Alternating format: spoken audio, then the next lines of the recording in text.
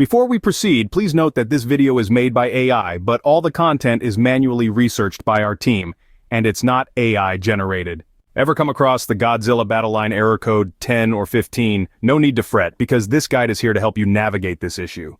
Both the errors read the same error message, which says, "A data error has occurred. If the problem continues, please contact the support team with the following code."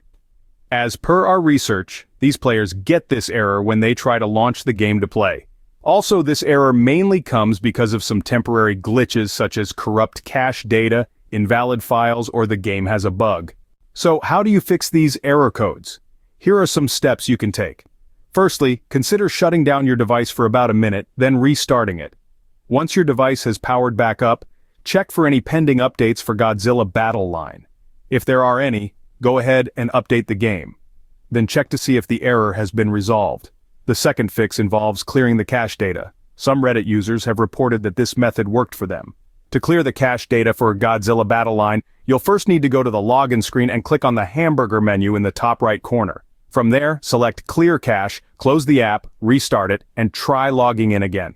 If clearing the cache doesn't work, the next step is to uninstall the game from your device and then reinstall it. If there are any invalid game files causing the issue, this should resolve it. Lastly, if all else fails, take a break from the game for a while and try again later. At this point, it could be a server-side issue which should be resolved soon.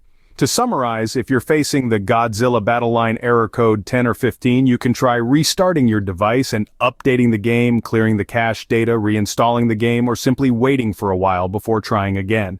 These steps should help you get back to enjoying your game in no time. If you like this information, don't forget to subscribe. It will be a great support. And for more tech updates, visit queries.com.